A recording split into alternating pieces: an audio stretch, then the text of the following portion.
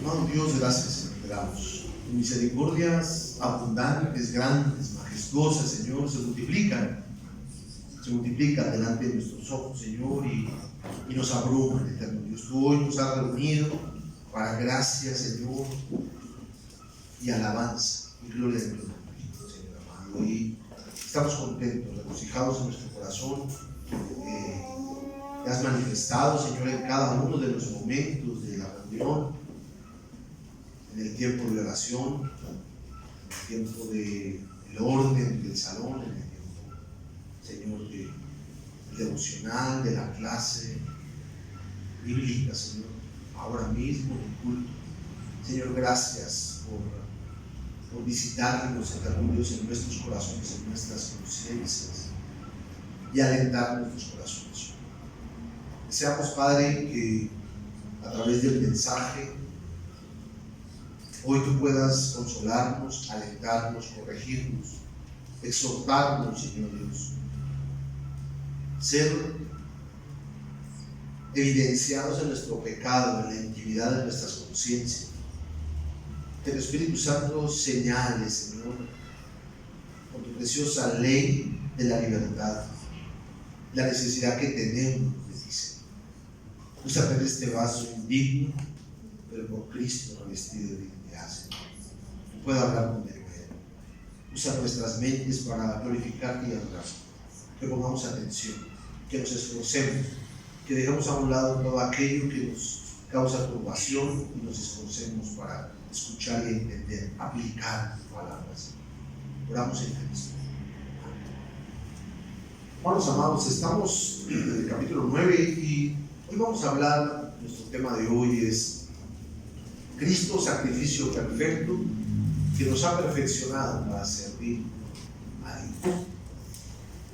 Deseo que usted pueda recordar, hermanos amados, en nuestros sermones anteriores estamos hablando del tabernáculo, ya estamos terminando, de hecho ya no vamos a hablar de los muebles más, ¿sí?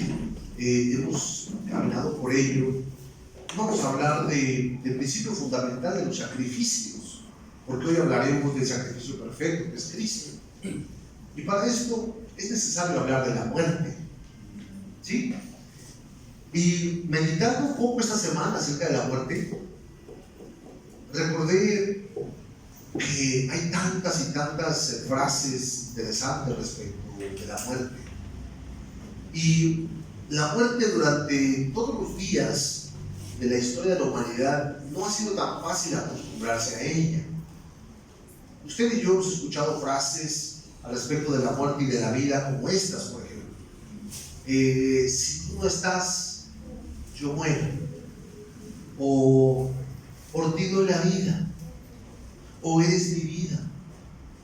O por ejemplo, te has ido, pero vivirás en mi corazón.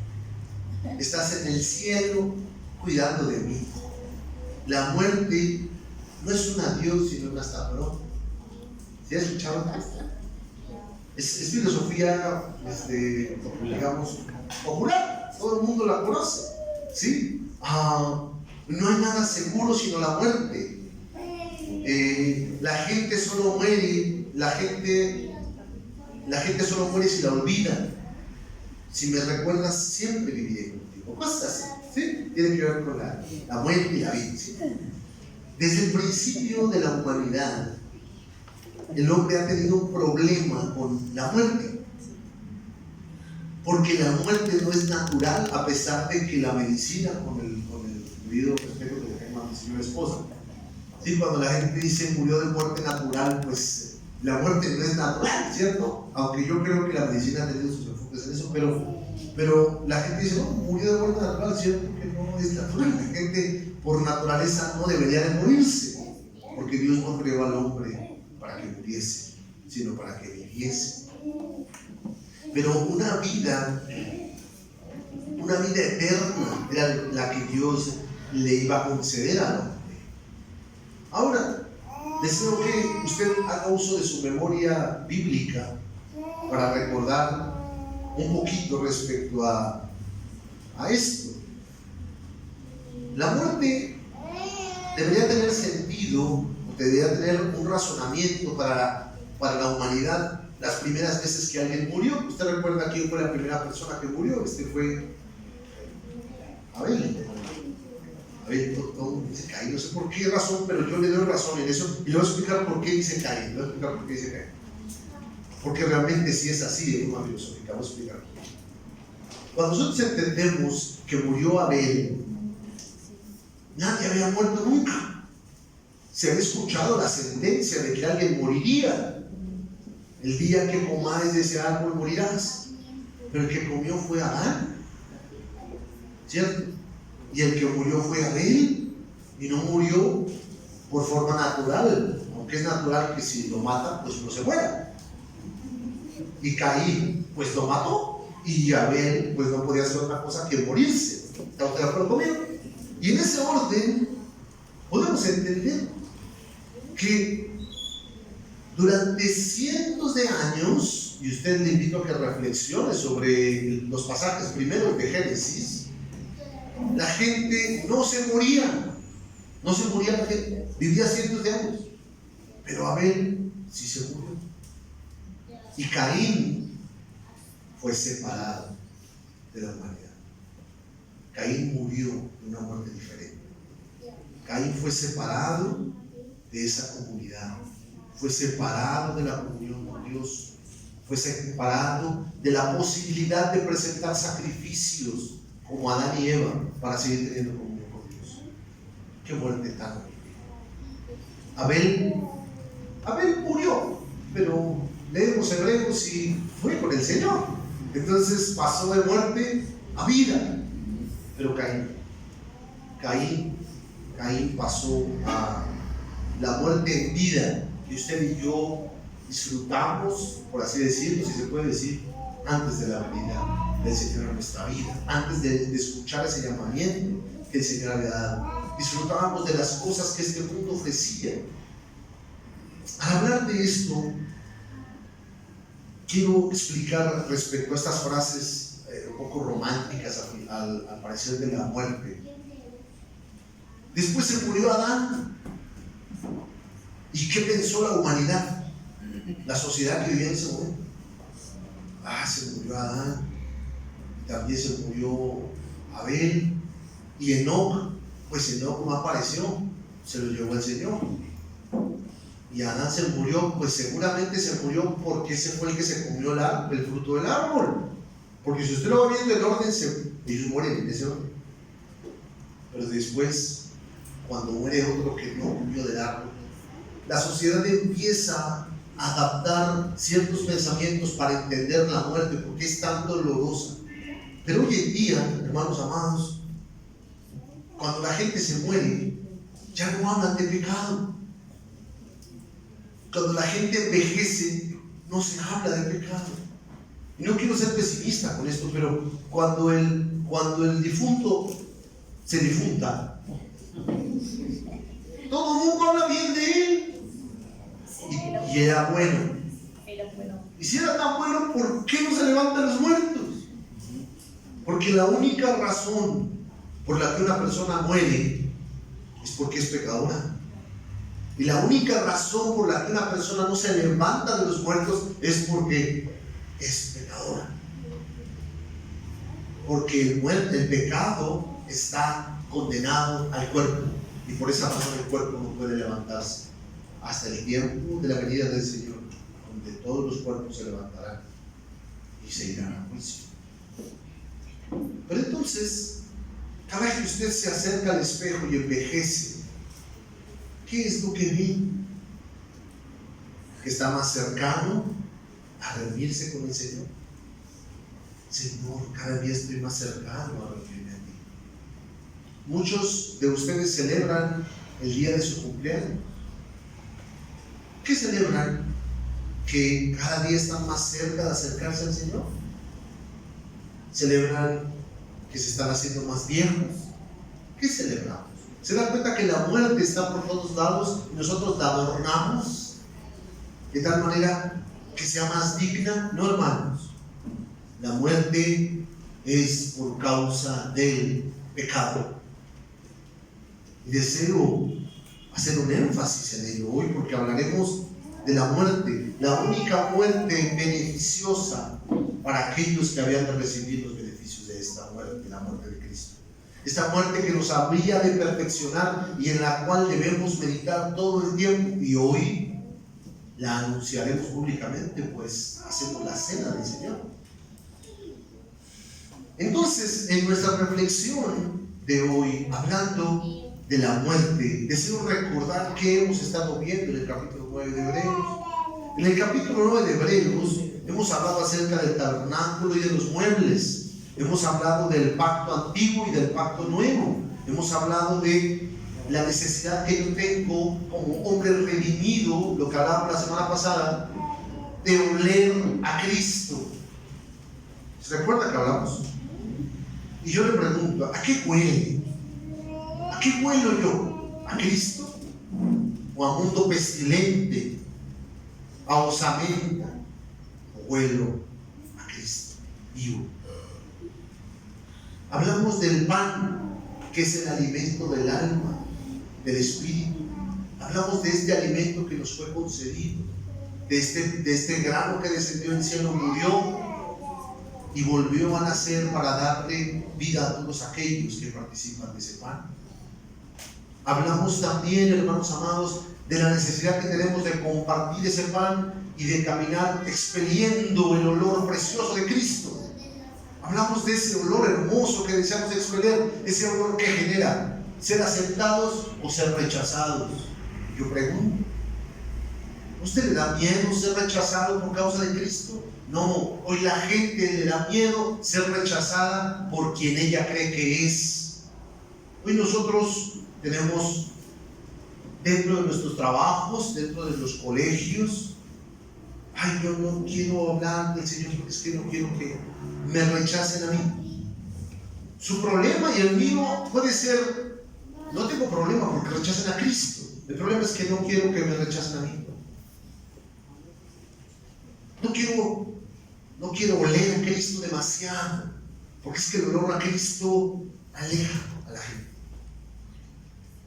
Y deseo quedar en el punto que quedamos la semana pasada para abrir hoy la muerte, porque es el misterio de la muerte de Cristo donde usted puede encontrar sentido para su vida, gozo para su aflicción, alegría, deleite. ¿Por qué? Porque andamos vagando en este mundo buscando deleitarnos con cosas pasajeras, porque no entendemos el deleite que hay en la muerte de Cristo y en que moramos cada día nosotros, recordando la vida preciosa que hay en nosotros, que es Cristo.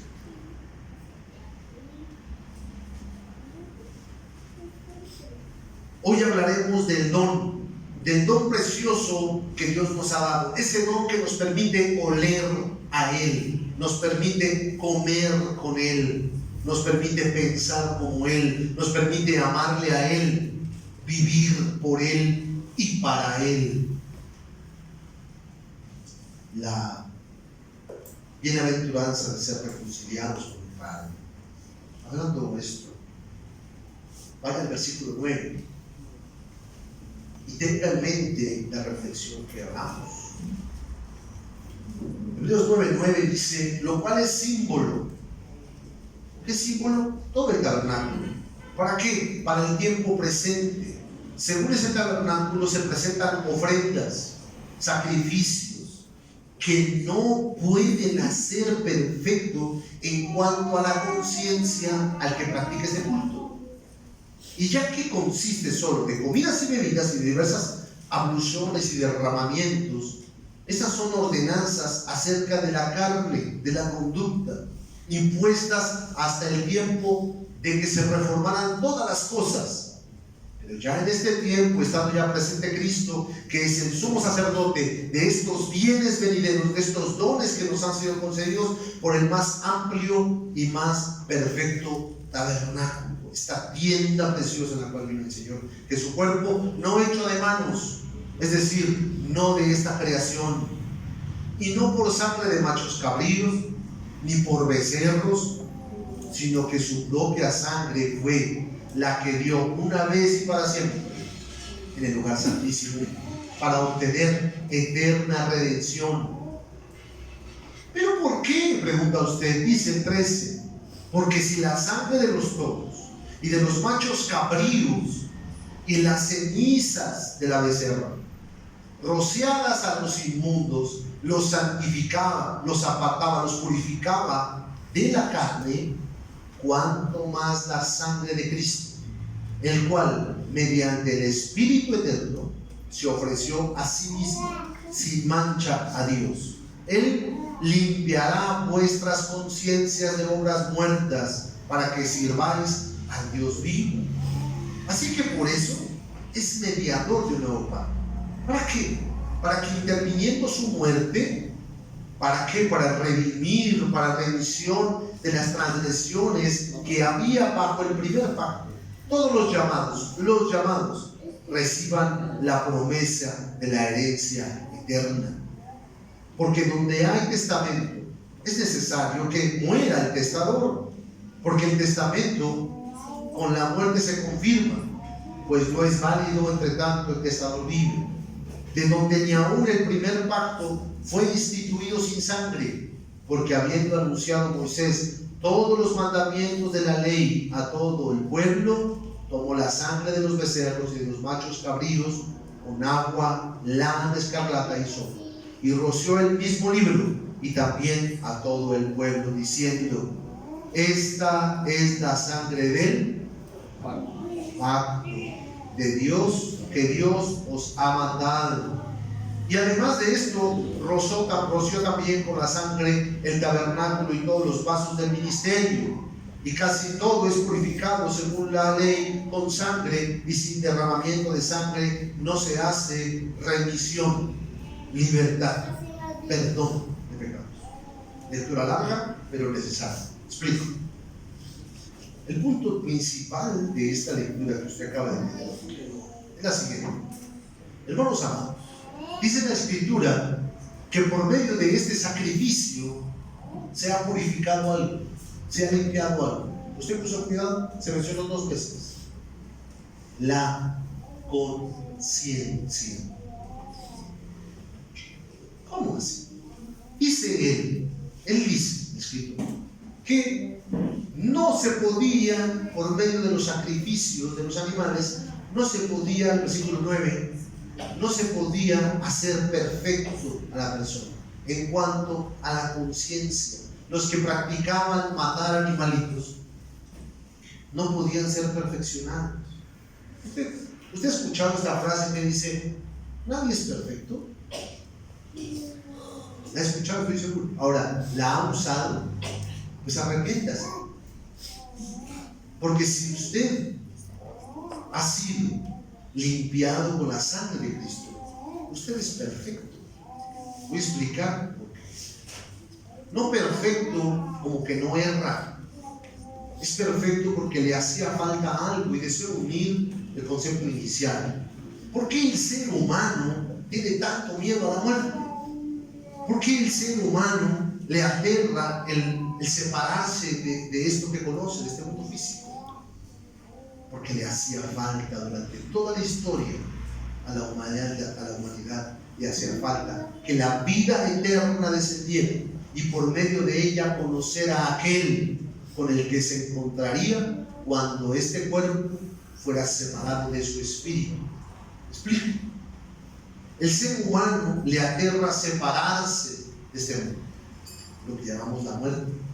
Separarse de este cuerpo implica reunirse con su Creador. Reunirse con su Creador, hermanos amados, sin haberle conocido, es aterrador. ¿Por qué? ¿Por qué es aterrador? Porque usted puede mirar el cielo, las tormentas, usted puede mirar los desbordes de los ríos, los terremotos, los huracanes, y usted sabe que aquel que creó eso debe ser mayor y más implacable. Usted mira la naturaleza y puede darse cuenta, dice la Escritura, del carácter del Creador. Pero hoy en día se ha enseñado a un Creador permisivo, Me perdona esta comparación, pero un criadero sin dientes, que no muerde, que no hace daño, es más parecido a un pequeño osito, cariñosito. Y no recordamos al oso feroz que se tragó a esos jóvenes porque se burlaban del profeta cuando el profeta subía llamándole calvo. Y como él orando al Señor, el Señor mandó una bestia y se los tragó.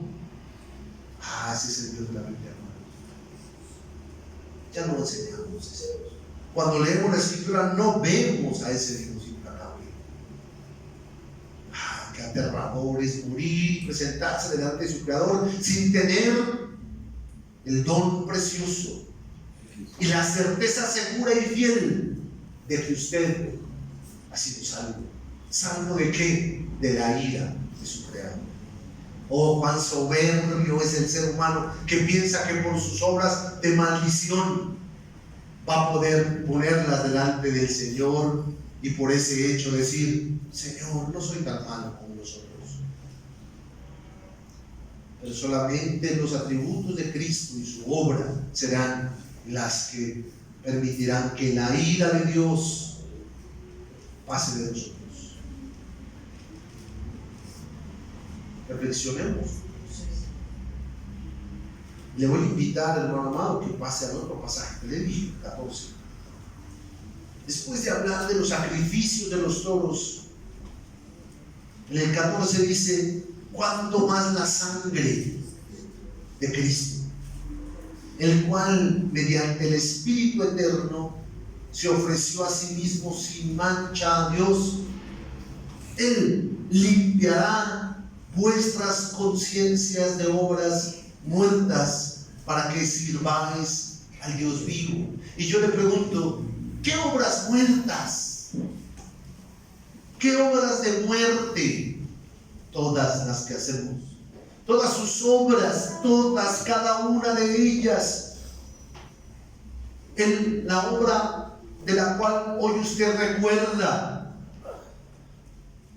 y se ufana de eso que hizo bien, esa obra es de muerte. Porque eso a usted puede caracterizarle, puede asegurarle en su conciencia que por esa razón Dios se agrada de usted. Déjeme decirle que no. Porque esos animales que eran presentados vivos eran cuidados durante mucho tiempo, desde que nacían eran revisados, eran colocados en lugares especiales durante todo un año. Eran cuidados de esos animales. Hasta algunos de ellos eran cargados y llevados a lugares a pastar para que sus pezuñas no se despostillaran, porque una vez despostillado ya le habría faltado algo, y habiéndole faltado algo, esa criatura no era apta para ser sacrificada. Eran cuidados de esos animales, revisados todos los días, y después de un año eran presentados para sacrificio. Pero aún esos animales inocentes que nunca cargaron nada, nunca tuvieron yugo encima, nunca hicieron mayor esfuerzo, aún esos animales con su sangre no podían limpiar la conciencia de aquellos hombres. Estos animales eran presentados delante del sacerdote, y el pecador inmundo, vil, asqueroso y corrupto ponía sus manos coronando ese animal. Las manos de esa criatura coronaban a ese animal. Las manos de este pecador coronaban la cabeza del cordero. Así como sus obras y las mías, que fueron espinas y cardos, malditas desde Génesis 3, coronaron al Señor en la cruz. Así como Él fue crucificado y cargó esas espinas que iban a ser el fruto del trabajo del hombre en esta tierra. Porque así lo dijo el Señor: con el sudor de tu frente comerás. ¿Acaso se refería al alimento solamente? No, hermano. Usted y yo todavía, como en los inmundos que no conocen del Señor, como la gente que aborrece a Cristo, también a veces comemos de lo que nuestras manos dan. Y estoy hablando de la dignidad que me ocasiona lo que yo hago. Es que yo hago, es que yo doy, es que yo soy. Y por esa razón menosprecio a mi hermano, porque el otro no es igual que yo, porque no se esfuerza como yo, y desprecio a mi esposa, y desprecio a mis hijos, y desprecio a mis padres, desprecio a mi vecino, a mi hermano. ¿Por qué? Porque yo me esfuerzo. Qué miserable concepto habría en mi corazón.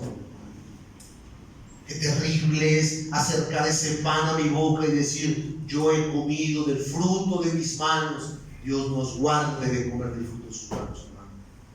Coma del fruto de la obra de Cristo, porque sus obras y las mías eran frutos de impiedad, obras de impiedad y de inmundicia, asquerosas. Ninguna de ellas debería de darle a usted de comer. Ninguna de ellas debería de darle a usted dignidad alguna, hermano. De ninguna manera.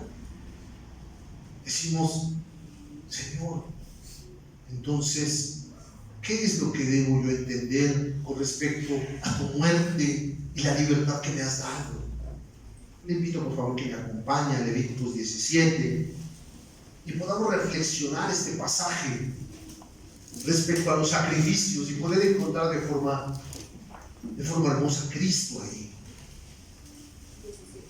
¿Por qué el Señor les decía a estos hombres que sacrificaran animales?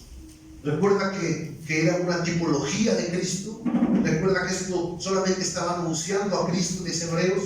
Levítico 17:8 dice lo siguiente. ¿Están todos ahí? Levítico 17:8 dice así: les dirás también: cualquier varón de la casa de Israel o de los extranjeros que moran entre vosotros, que ofreciere holocausto o sacrificio, y no lo trajere a la puerta del tabernáculo de reunión para hacerlo a Jehová, el tal varón será igualmente cortado de su pueblo. ¿Será igualmente qué?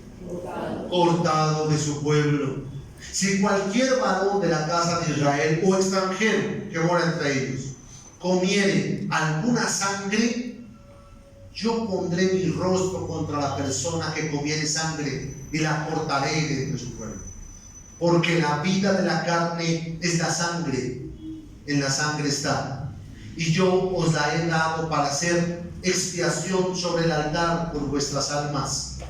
Y la misma sangre hará expiación de la persona. Por tanto, he dicho a los hijos de Israel: ninguna persona de vosotros comerá sangre, ni el extranjero que mora entre vosotros comerá sangre. Y cualquier varón de los hijos de Israel o extranjero que more entre ellos, que cazare animal o ave que se ha de comer, derramará su sangre y la cubrirá con la tierra. Versículo 14. Porque la vida de toda carne es su sangre. Por tanto, he dicho a los hijos de Israel: no comeréis la sangre de ninguna carne, porque la vida de toda carne es su sangre.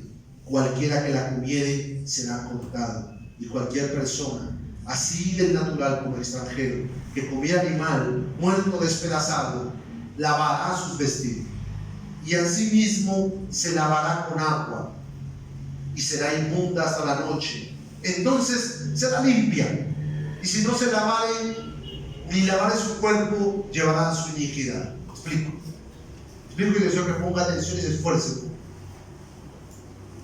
Podría hacerse lo más fácil. Deseo que lea y se impacte con la lectura. Hermano amado, el Señor está hablando de sacrificios. Todos los sacrificios entraban aquí. Todos los sacrificios. Dice aquí que estos sacrificios, todos los animales que habían de ser sacrificados, tenían que ser llevados ¿a dónde? Al altar. Si la persona hacía un sacrificio y era fuera del altar, esta persona debía morir. Quiero explicar lo que es el sacrificio, porque su vida y la mía, dice la Escritura, que es un sacrificio vivo al Señor.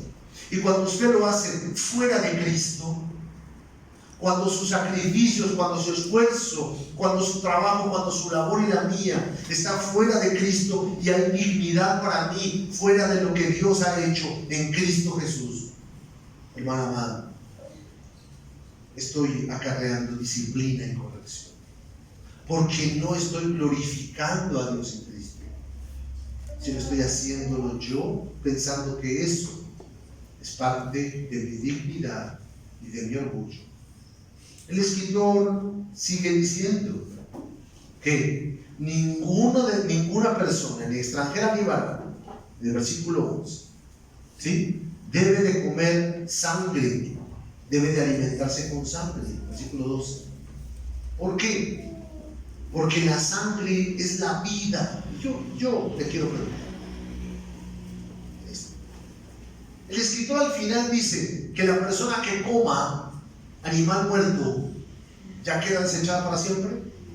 No, el último versículo, el 15 y 16, dice que estas personas, extranjeros o naturales, si comieren animal mortecino despedazado, deben de lavar sus vestidos y asimismo debe lavarse con agua. Quiero explicar y poder ver a Cristo aquí.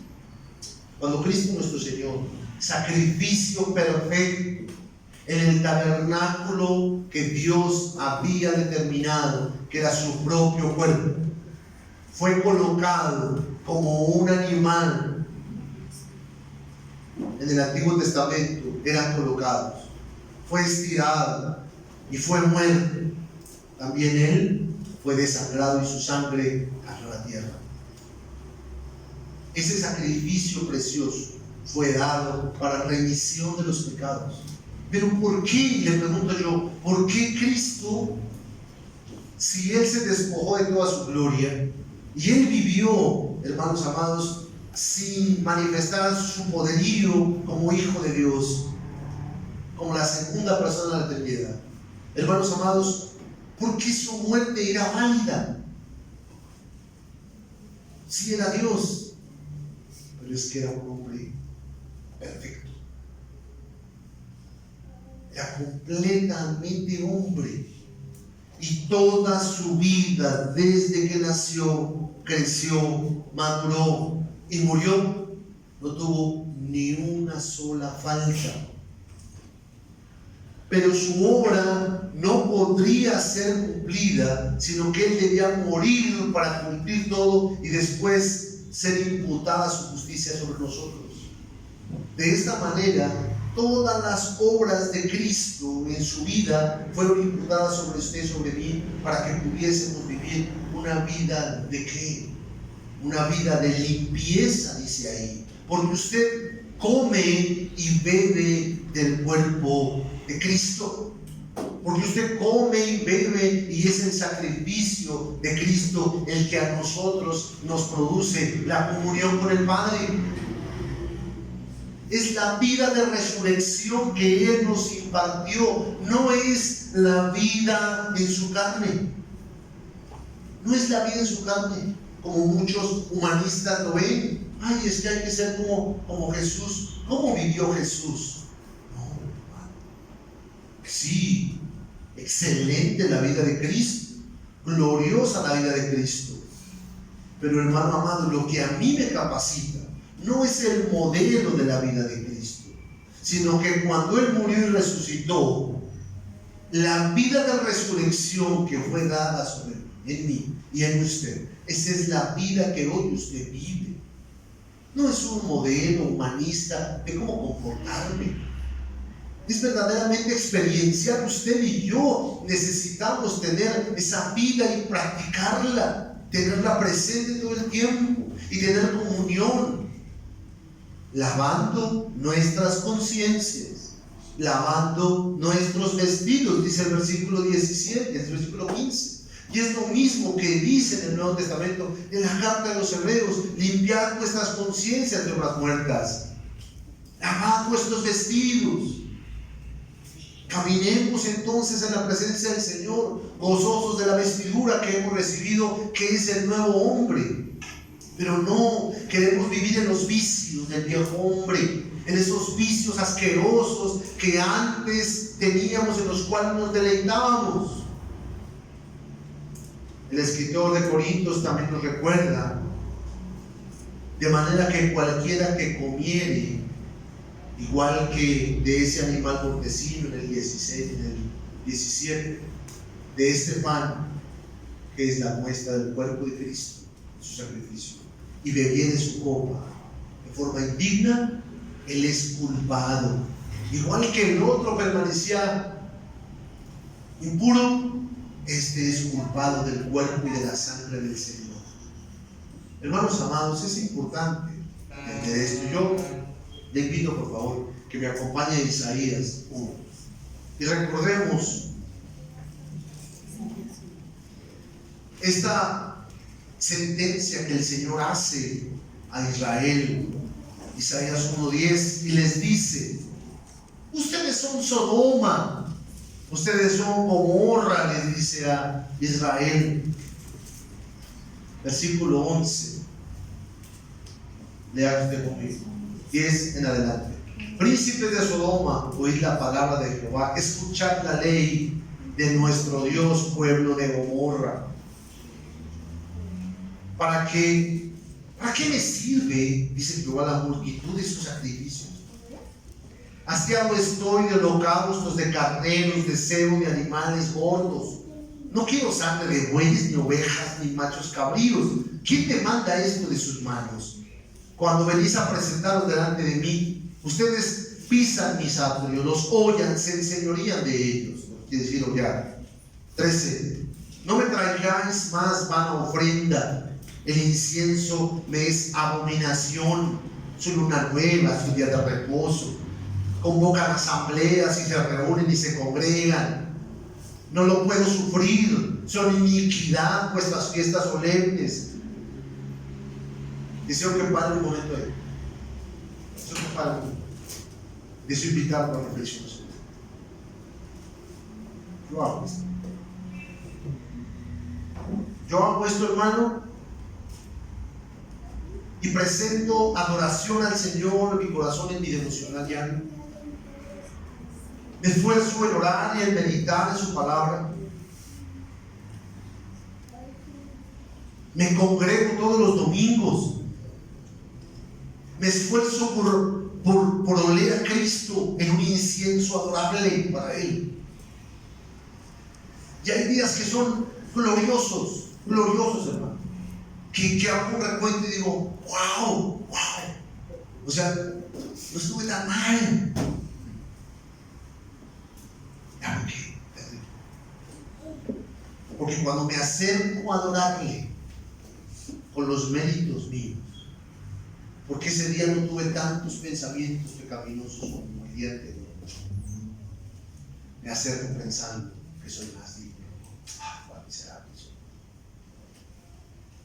Cuán miserable. Yo no puedo añadirle nada a su obra. Deseo que llegue usted ahí conmigo. Usted es digno.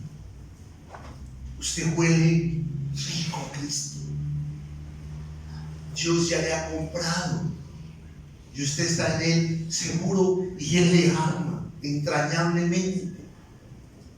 Y su amor no mengua y no se acaba. Usted no necesita ser aceptado por otra persona. No necesita agradar a nadie. No necesita agradarse a usted. No necesita nada, sino entender que es Cristo el todo para usted. Y todo lo que usted hace es porque Él lo produce en usted. No hay dignidad alguna en ello. No tiene que sentirse mejor por haberlo hecho bien, les hace mal.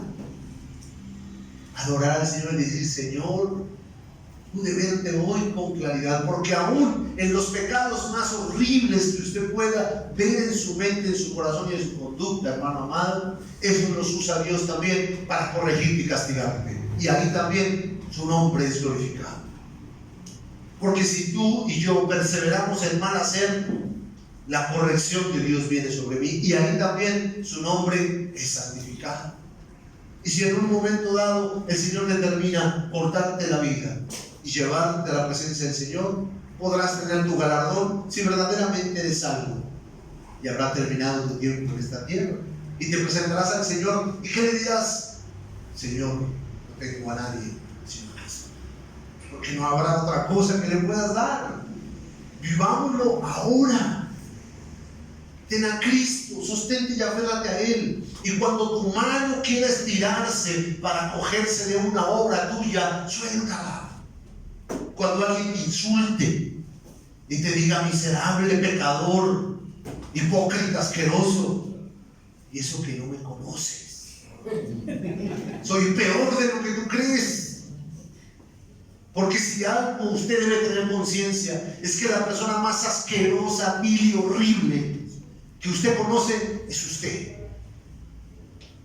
Porque usted conoce sus pensamientos y son horriblemente asquerosos. Tiene que aceptarlo. No, yo cierro mis ojos y digo, Señor, ¿quién me librará de este cuerpo de muerte? Como dice Pablo en Romanos 7. Señor, qué cosa tan terrible. A veces yo digo, Señor, pero ¿cómo puede emanar tanta inmundicia de un corazón que guarda en mí? ¿Cómo puede llenarse mi corazón de resentimiento cuando nada tengo aquí en esta tierra? ¿Cómo me lleno de tanta soberbia? Señor, no estoy cansado de seguirte, Señor, estoy cansado de cargar esta carga. Señor, ya no quiero cargar con este hombre. Ayúdame a desgastarlo, Señor. Quiero que este hombre se desgaste cada vez más y cargar menos de él. Hermanos, es nuestra oración, de verdad. Acompáñenme a Zacarías 9. Nuestra oración, recordar las promesas de nuestro Dios, alegrarnos en Él, recordar sus preciosas promesas y los dones que nos ha dado. Zacarías 9:9 nos dice el Señor hermosamente para consolarnos, alégrate mucho. No alégrate, no sé feliz, no, alégrate mucho, hija de Sión. Da voces de júbilo, grita, canta alegremente, hija de Jerusalén. He aquí tu rey vendrá por ti, justo y salvador, humilde, cabalgando sobre un asno, sobre un pollino, hijo de asna. Y de Efraín destruiré los carros y los caballos, y los arcos de guerra serán quebrantados. Y habrá paz a las naciones, y su señorío será de mar a mar, y desde el río hasta los fines de la tierra. Y tú también, por la sangre de tu pacto, serás salva. Yo he sacado tus presos de las cisternas en que no hay agua. Volveos a la fortaleza, oh prisioneros de esperanza. Hoy también os anuncio que os restauraré el doble, porque he entesado para mí a Judá como arco, e hice a Efraín su flecha. Y despertaré a tus hijos, oh Sión, contra tus hijos, oh Grecia, y te pondré como espada de valiente.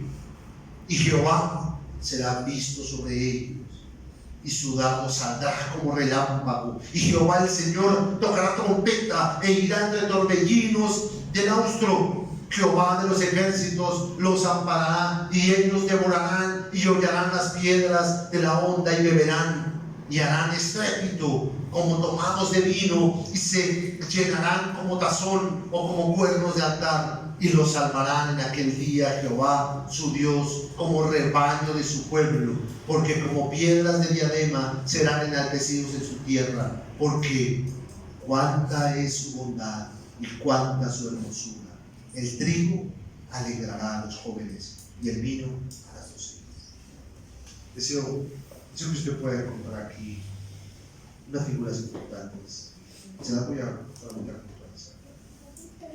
El escritor nos habla de una bienaventuranza alta y grande, de alegrarnos con gran gozo. ¿Por qué? Porque aquí dice que vendría sobre un pollino manso y humilde. Y vino. Y el Señor subió y entró a Jerusalén triunfante antes de morir. Pero no se queda ahí. Él dice que traería paz y que traería salvación en el versículo 11 por causa de la sangre del pacto.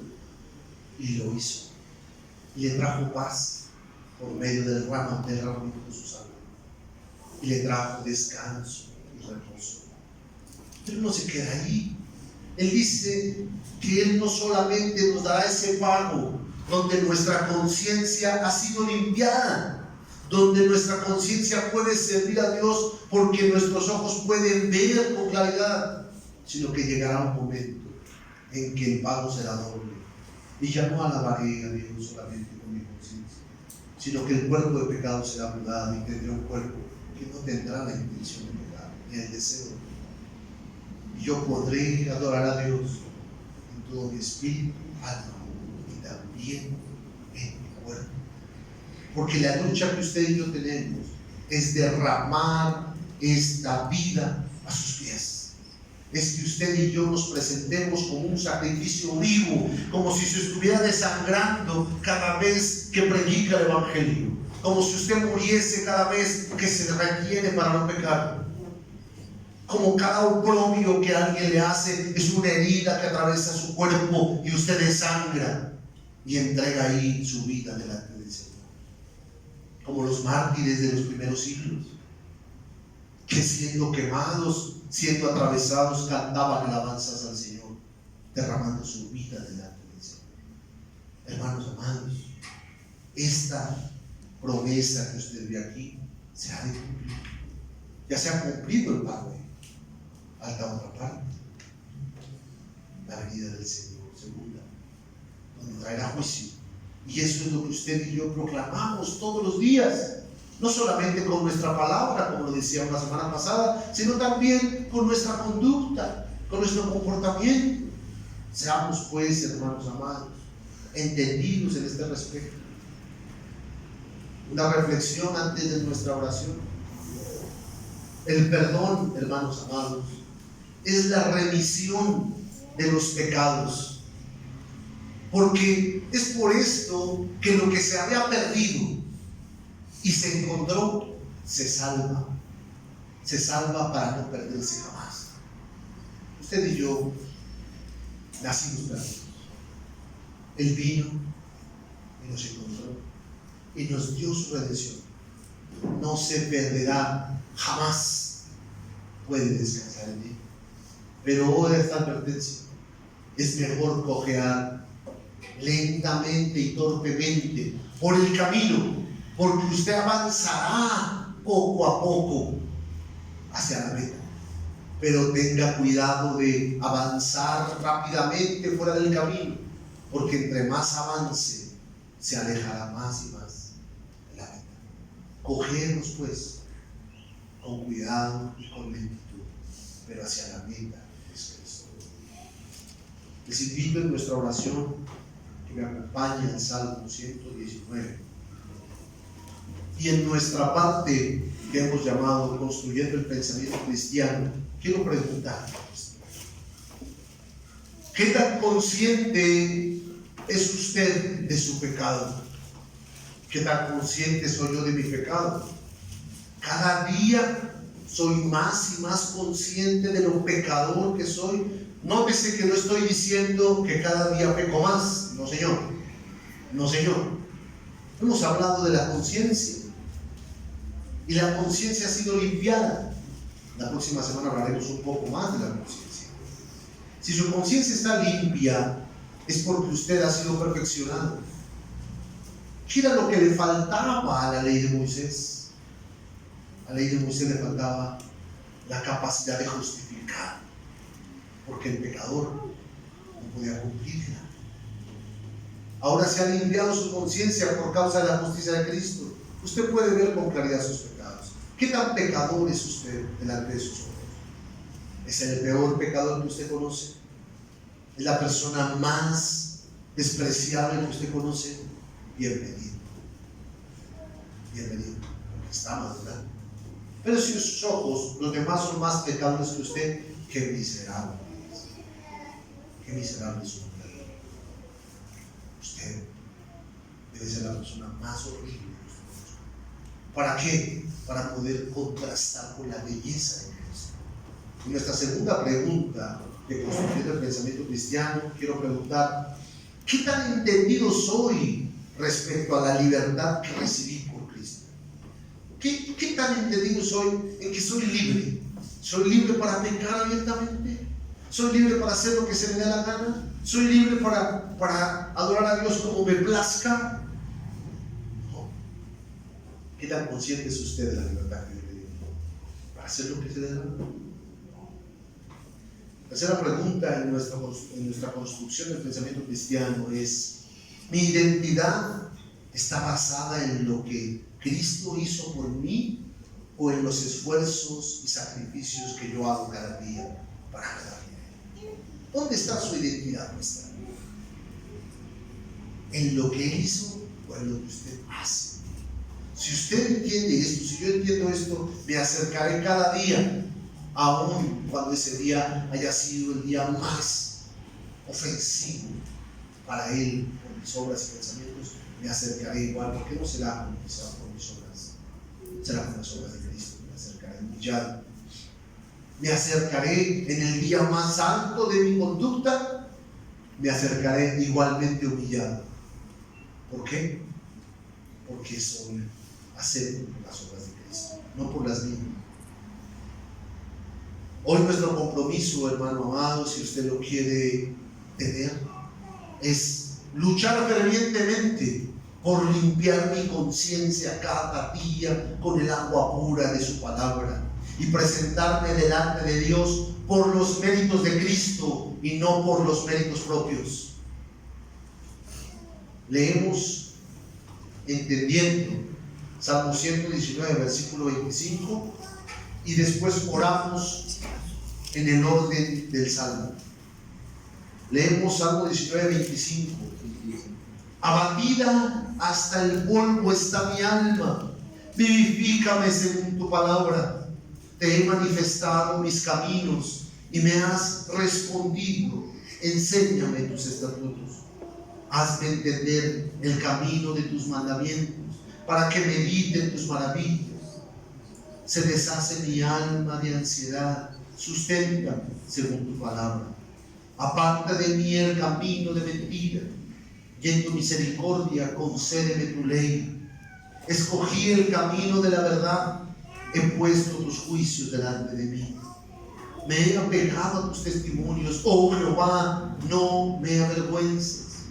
Por el camino de tus mandamientos correré cuando ensanches mi corazón. Enséñame, oh Jehová, el camino de tus estatutos y los guardaré hasta el fin. Dame entendimiento y guardaré tu ley y la cumpliré de todo corazón. Guíame por la senda de tus mandamientos, porque en ella tengo mi voluntad. Inclina mi corazón a tus testimonios y no a la avaricia. Aparta mis ojos que no vean la vanidad. Avívame en tu camino. Confirma tu palabra a tu siervo que te teme. Quita de mí el oprobio que te he temido, porque buenos son tus juicios.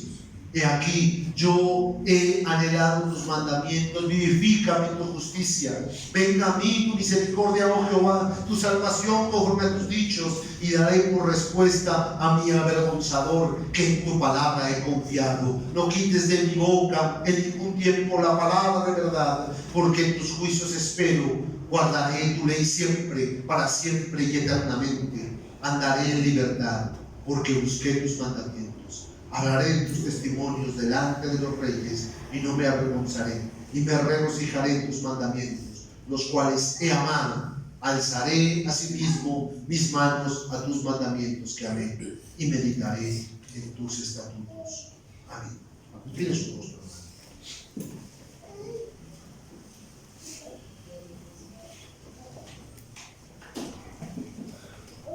Amado Dios, nuestra alma hoy abatida delante de ti, te pide, Señor amado Rey, Vivifícanos con tu palabra, que ella haga su obra en nuestro corazón. Señor amado, nuestros caminos están delante de ti, te son manifiestos. Enséñame tus estatutos, Señor. Hazme entender. Corrígeme, disciplíname, Señor. Deseo meditar en tus maravillas fervientemente. Se deshace mi alma de la ansiedad, del camino que a veces tomo. Susténtame según tu palabra, Señor. Hazme regresar en mis caminos. Aparta de mí ese camino de mentira en el cual he creído. Concédeme tu ley en mi mente, Señor, y que ella resplandezca para encontrar el camino de vuelta, Señor. Porque escogí el camino de verdad. Yo lo quiero. Enséñame como hijo. He puesto tus juicios delante de mí. Yo los conozco. Tú me los enseñaste. Señor, me he pegado a tus testimonios. No me avergüences, Señor. Levántame y sosténme. Porque el camino de tus mandamientos, Señor, si tú abres mi corazón, yo correré confiado en él. Junto contigo. Enséñame ese camino. Caminaré, Señor. Aun cuando esté cojo, caminaré despacio. Dame entendimiento para guardar tu ley, porque mi corazón tiene sed de ti. Guíame, Señor. Inclina mi corazón, haz que se incline, haz que se humille mi corazón a tus testimonios, porque es que se ha llenado de avaricia mi corazón y ya no quiero caminar así, Señor. Señor, aparta mis ojos, que ya no vea vanidad. Ciérralo, Señor, porque mis fuerzas son tan escasas que no puedo ni siquiera mantenerlos cerrados a la oscuridad. Avívame mi camino, Señor, porque mi camino, Señor amado Rey, se ha desviado. Hazlo tuyo, Señor. Confirma tu palabra, la palabra que tú diste a tu siervo en tu palabra, porque también has puesto temor en mí, Señor. Y te lo pruebo en mi mente, en mi conciencia. Te he temido porque tú me diste ese temor. Tengo temor, Señor. Vivifícame tu justicia. Ten misericordia de mí, oh Señor. Conforme a tu salvación, Señor, dame tus dichos, Señor, para poder responder delante del día malo, delante de la dificultad, Señor. Guárdame, Señor. Andaré en la libertad gloriosa que me has dado y buscaré tus mandamientos. Hablaré de tus testimonios delante de los reyes, delante de toda la gente, y ya no viviré avergonzado. Me regocijaré en tus mandamientos, porque los he amado. Bendito Dios, gracias en Cristo Jesús.